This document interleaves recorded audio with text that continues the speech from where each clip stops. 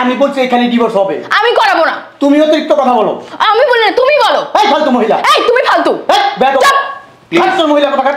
আবার বেশি কথা বলছো কিন্তু। তুমি বেশি কথা বলছো। তুমি বেশি কথা বলছো। আবার কথা বলো। আবার কথা বলো। বা এটা তোমার ভাষা না। Excuse me. সরি। দেখছেন কি জল্লাদ? ফালতু।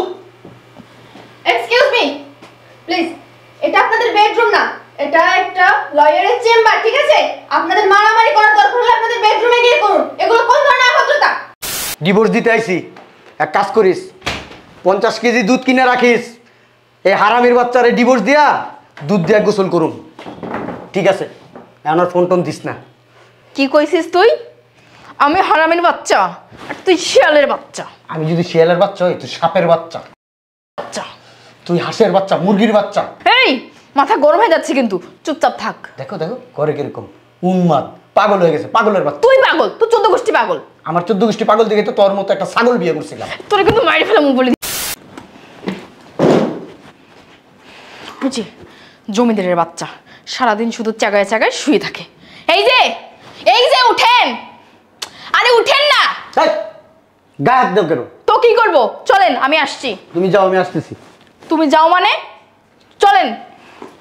এত চ্যাটাং চ্যাটাং কথা বলবা না, যাইতে বলছি যাও এখান থেকে। কিসের চ্যাটাং চ্যাটাং কথা? যাইতে বলছি চলেন।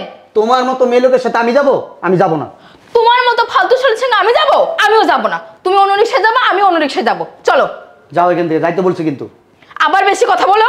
তোমার মতো এরকম আলতু ফালতু আমি আমার জীবন আমি দেখি নাই। তোমার সাথে আমার ডিভোর্স হয় ভালো। তোর মতো ফালতু বেটা আমি জীবনও দেখি নাই। ফালতু বেটা করো, এই ফালতু বেটাটা খেয়ে এই তো শরীরে জোর বানাইছো। শরীর থেকে যা। এই উঠতে বলছি না, ওঠ ওঠ। তোর লোকে ডিভোর্স আমার আজকেই হবে, চল চল। এই স্যার গায়ে হাত দিবি না। তোর মতো এরকম জল্লাদ মেয়ে লোক আমার জীবন আমি দেখি না। তুই জায়েন থেকে গায়ে হাত দিব না। তোর সাথে আজকে ডিভোর্স হয়ে যাবে, আজকে মনে আজকেই চল চল বলছি। আমি জানি কোন পাপ করছিলাম, এর লিগে তোর মতো একটা মাইয়া আমি বিয়ে করছিলাম, আমার কান্দের উপরে আমি উঠাইছি। ও আচ্ছা, আর আমি মনে হয় মহাভারত শুদ্ধ করেছি যে তোর মতো একটা জামাই পাইছি। বেয়াদব কথা কর, ফালতু। আমি বেয়াদব, তুই বেয়াদব, তোর মা বেয়াদব, তোর 14 গোষ্ঠী বেয়াদব। তোর 14 গোষ্ঠী বেয়াদব, তোর মা বেয়াদব, তোর এলাকা সব বেয়াদব। তোর 14 গোষ্ঠী বেয়াদব। আমি গেলাম, আমি অপেক্ষা করতেছি, তাড়াতাড়ি আয়। মাইয়া লোক না, মনে জল্লাদ একটা মহিলা। কি অবস্থা! স্বামীর সাথে নাকি মানুষ এই ধরনের আচরণ করে। তোর সাথে ডিভোর্স যত তাড়াতাড়ি ততই গেল। আজকেই তোরে দিমু তালাক। আবার কি ফোন দিল? হ্যালো, ওয়ালাইকুম আসসালাম। না না, স্যার তো এখনো আসে নাই। ওকে। দেখছো, ফালতু লোকটা এখনো আসে নাই। কিসের জন্য যে আমি এরকে বিয়ে করছিলাম আল্লাহ জানি। বেয়াদব কোথাকার। ডিভোর্সটা হয়ে গেলেই বাঁচি। স্টুপিড কোথাকার। আমার আগের জামাইটাই ভালো ছিল, কি একটা বেয়াদবরে বিয়ে করছি, পুরাই ফালতু। হ্যাঁ, আরে বেটা ফোন রাখ, ডিভোর্স দিতে আইছি। এক কাজ করিস, 50 কেজি দুধ কিনে রাখিস, এই হারামির বাচ্চারে ডিভোর্স দিয়া দুধ দিয়া গোসল করুন, ঠিক আছে? আমার ফোন টোন দিস না। কি কইছিস তুই? আমি হারামির বাচ্চা আর তুই শিয়ালের বাচ্চা। আমি যদি শিয়ালের বাচ্চা হই, তুই সাপের বাচ্চা, তুই হাঁসের বাচ্চা, মুরগির বাচ্চা। এই মাথা গরম হয়ে যাচ্ছে কিন্তু, চুপচাপ থাক। দেখো দেখো করে কিরকম উন্মাদ, পাগল হয়ে গেছে, পাগলের বাচ্চা। তুই পাগল, তুই 14 গোষ্ঠী পাগল। আমার 14 গোষ্ঠী পাগল দেখে তো তোর মতো একটা ছাগল বিয়ে করছিলাম। তোরে কিন্তু মাইরে ফেলাম বলে দিলাম। হ্যালো, এক্সকিউজ মি, কি শুরু করছেন আপনারা এগুলো? ম্যাডাম, উকিল সাহেব কোথায়? আমি এক্ষণ এই মুহূর্তে ডিভোর্স দিতে চাই এই ফালতু মহিলাটাকে। তুই ফালতু বেটা। প্লিজ উকিল সাহেব আসুন। আপনারা এখানে হাউকাউ করেন না, এটা মাছের বাজার না। শালার উকিল সাহেব এখন আসে না, মেজাজটা অনেক খারাপ হইতেছে। ইচ্ছা করতেছে কি, যদি পারতাম আমার হাতে ওরকম কিছু থাকতো, এই পেডের এখন আমি খান খান করে ফালাইতাম। কি রে, কি বলে তুই? গায়ের দাস কেন বারবার কথায় কথায়? আসসালামু আলাইকুম স্যার। ওয়ালাইকুম আসসালাম। এক কাপ চা নিয়ে আসতে বলো তো। আসসালামু আলাইকুম স্যার। স্যার এখন এই মুহূর্তে আমার একটু ডিভোর্স করাই দেন, আমার বাঁচান, এই রাক্ষসীর হাত থেকে আমার বাঁচান। প্রত্যেকটা মুহূর্তে আমার মনে করেন মাইরা ফেলতেছে। আমি জীবিত থাইকা মনে হইতেছে আমার মৃত। আমি টাকা টুকা নিয়ে আসছি, উকিল সাহেব এই যে ওর কাবিনের টাকা, আমার বাঁচান আপনি, এই মুহূর্তে ডিভোর্স করাই দেন। বুঝলাম না, কার অফিসে আসছি আর এই লোক এখানে কি করে? প্লিজ বসেন।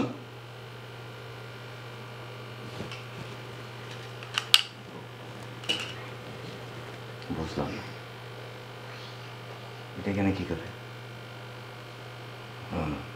বুঝতে পারছি। আমার ছাইড়া দিয়া এই ছেলের সাথে বিয়ে না। এই চলো, অন্য অফিসে ডিভোর্স করবো, এই অফিসে করবো না। বুঝলাম না কিছু। এইখানে ডিভোর্স হবে? তুমি এই অফিসের ঠিকানা দিছো, এখানে তুমি ডিভোর্স করাইবা? উকিল সাহেব ডিভোর্স করান, জানেন না? এই মহিলা আমার জ্বালাইতে জ্বালাইতে জ্বালাইতে জ্বালাইতে আমার ভিতরটা কয়লা বানায় ফেলাইছে। সেই কয়লা দিয়ে আগুন জ্বালায়া, আবার সেই কয়লাটা রান্না কইরা, সেই কয়লা শুকায়া, আবার দাঁত মাজে আমার দেখায় দেখায়। এত বড় অভদ্র একটা মহিলা, আগে জানলে আমি বিয়ে করতাম না। কি একটা মহিলা আমার কাঁধের উপরে ভর করছে। চুপ করো না, চুপ করো। দেখছেন দেখছেন কি জল্লাদ এই মহিলা? জানেন না আমার মাঝে মধ্যে গলা টিপটা ধরে আমার মাইরাও ফেলাইতে পারে। এই মহিলার সাথে আমার ডিভোর্সটা করাই দেন। আরে বাবা, আমি যখন বলেছি অন্য অফিসে ডিভোর্স করবো, অন্য অফিসে চলো। কেন? তোমার কথা আমি শুনবো কেন? তুমি কে? তুমি কে?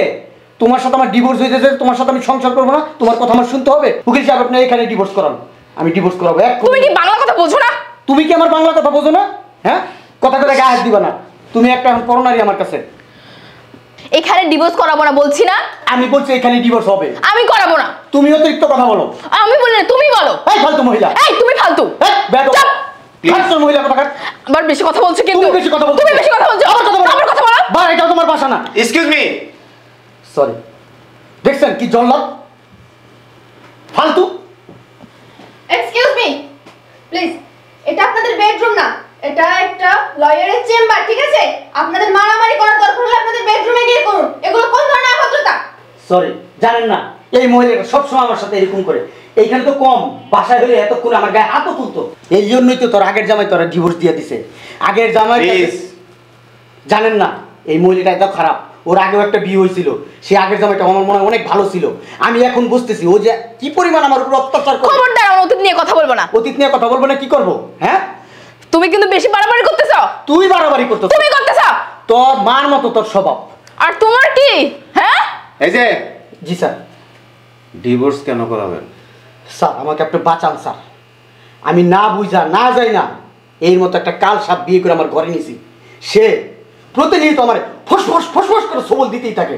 আমার একটা কথাও শোনে না। সে উল্টা আমার গায়ে হাত তুলে আমার বাবা মাকে নিয়ে কথা বলে। তার আর তুমি তো আমাকে খুব আদর যত্ন দিয়ে তোমার বাসায় পুতুলের মতো সাজায় রাখো না? তাহলে আপনি ডিভোর্স করাবেন? জি স্যার। আপনি ডিভোর্স করবেন কেন? আসলে সংসারে যদি বনাবনি না থাকে তাহলে কি একসাথে থাকা যায় নাকি? এখন কি দুজনে ডিভোর্স চাচ্ছেন? জি স্যার। হ্যাঁ স্যার। স্যার ডিভোর্সটা করায় দেন, আল্লাহর রাস্তা আমারে একটু বাঁচান স্যার। একটা প্রবাদ আছে জানেন, সংসার সুখের হয় রমণীর গুণে।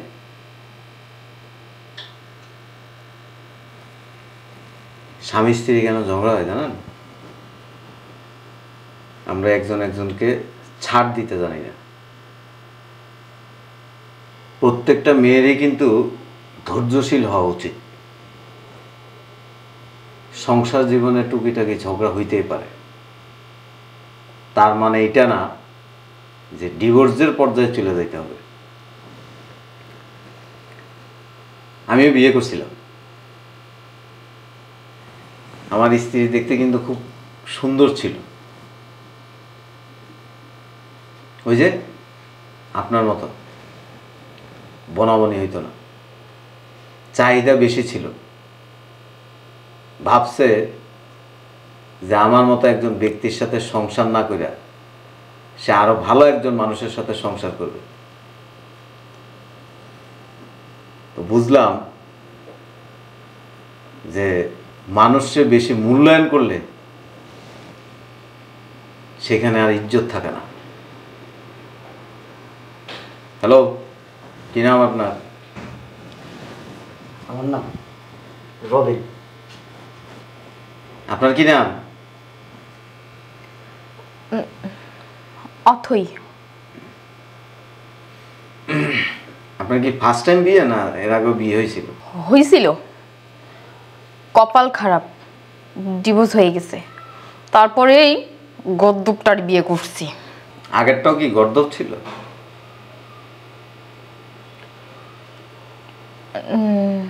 না মানে আপনার এত কিছু শুনতে হবে না। ডিভোর্স দিতে আসছি, ডিভোর্সটা দিয়ে দেন তাহলেই হয়ে যাবে। শোনেন, আমি একটা সলিউশন দিয়ে দিই। ধরেন আপনি ওনারা ডিভোর্স দিবেন, আপনি ওনারা ডিভোর্স দিবেন। আপনাদের যখন ডিভোর্স হয়ে যাবে, আপনি অন্য একটা মেয়ের বিয়ে করবেন, আপনিও অন্য একজন পুরুষের বিয়ে করবেন। কিন্তু এটা নিশ্চয়তা দিতে পারবেন যে ওই সংসারটা সুখী হবেন? সংসার জীবনে ঝগড়া হবে, মনোমালিন্য হবে, অভিমান হবে। স্ত্রী যদি রাগ করে, স্বামীর দায়িত্ব কি? স্ত্রীর রাগ ভাঙানো। স্ত্রী যদি গরম হয়, স্বামীর দায়িত্ব হচ্ছে চুপ থাকা। আবার স্বামী যদি গরম হয়, স্ত্রীর দায়িত্ব হচ্ছে চুপ থাকা। আপনি যদি কথা বলেন একটা, আর আপনি যদি উত্তর দেন তিনটা, সেখানে ঝগড়া হবে। আর এই যে চুপ থাকা, এটা হচ্ছে একজন একজনকে ছাড় দেওয়া। টাকা দিলেন, ডিভোর্স হয়ে গেল, এটা কিন্তু শেষ না। আপনি যতদিন এই পৃথিবীতে বাইচা থাকবেন, আপনাকে সুখ দুঃখ মিলেই আপনাকে জীবনযাপন করতে হবে। আর আপনি যদি সবসময় সুখ খুঁজতে যান, সুখ খুঁজে পাবেন না। সুখ হচ্ছে নিজের কাছে। ওই যে স্যাক্রিফাইস, যে মন মানসিকতা, এটা আপনাদের ভিতরে থাকতে হবে, তাইলে পারবেন। এই যে যেভাবে দুইজনে তর্ক বিতর্ক করেন না, এটা হইল একজন একজনকে অসম্মান করা। অথই ম্যাডাম, স্বামী কি জানেন? স্ত্রীর অহংকার। আজকে আপনার ডিভোর্স হয়ে যাক, কালকে থেকে দেখবেন মানুষ আপনাকে থুতু মারবে, আপনাকে নিয়ে খারাপ মন্তব্য করবে, আপনাকে মানুষ তিরস্কার করবে, বলবে যে মেয়েটার চরিত্র খারাপ, মুখ খারাপ, যার কারণে সংসার করতে পারে না। যে কোনো কাজ করার আগে চিন্তা করতে হয়, ভাবিয়া করিও কাজ, করিয়া ভাবিও না। ডিভোর্স যেহেতু করবেনই, আমি করাই দিলে কিন্তু আমি কিছু টাকা পাবো। কিন্তু আমার কাছে যেটা মনে হচ্ছে, ঝগড়া না করিয়া, তর্ক বিতর্কে না জড়ায়া, উত্তেজিত না হইয়া একজন চুপ থাকেন, একটু ছাড় দেন, সুখে দিতে পারবেন।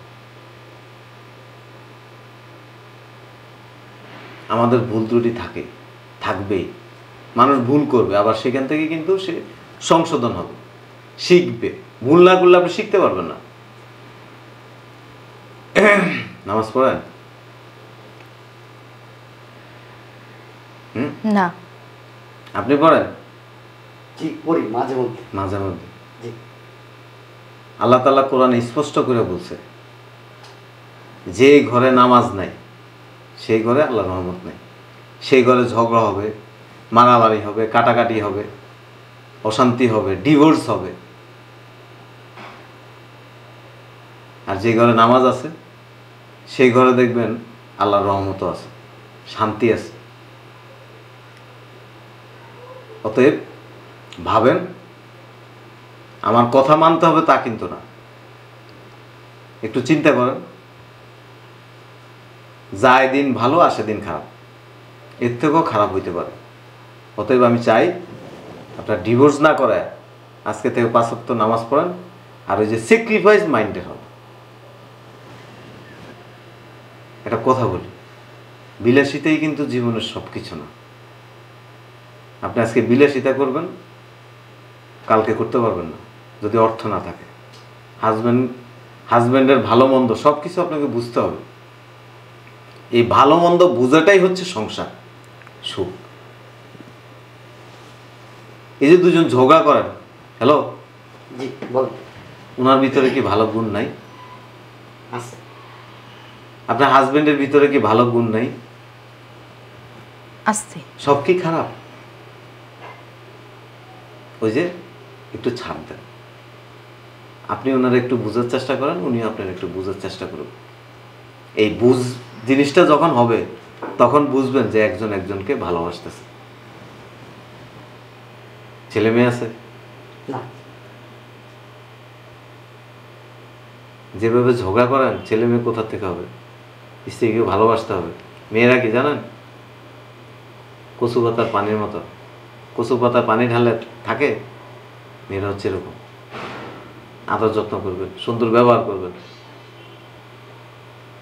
হাসি দিবেন, মাঝে মাঝে না গিফট দিবেন, এটা তোমার জন্য। আর আপনিও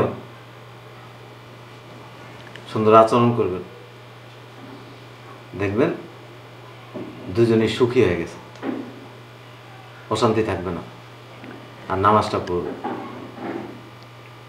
ঠিক আছে? ঠিক। আসলে স্যার আপনার কথাগুলো শোনার পরে আমার মনটা খুব নরম হয়ে গেছে। আমি আসলে খুব খারাপ ব্যবহার করি আমার ওয়াইফের সাথে, আমি নিজে উপলব্ধি করতেছি। সরি, তুমি আমাকে মাফ করে দিও এই দুর্ব্যবহার করার জন্য। আমিও সরি, তুমি আমাকে মাফ করে দাও। স্যার আমরা ডিভোর্স করাবো না, ঠিক আছে? তাই না? হ্যাঁ। আমরা বাসায় যেয়ে একজনের সাথে একজন আর খারাপ ব্যবহার করবো না। আপনি যেগুলো বললেন এগুলো অক্ষরে অক্ষরে পালন করবো, তাই না? হ্যাঁ। ঠিক আছে স্যার, আসি। আসসালামু আলাইকুম স্যার। চলো, খেয়াল রেখে। ঠিক আছে স্যার, চলো।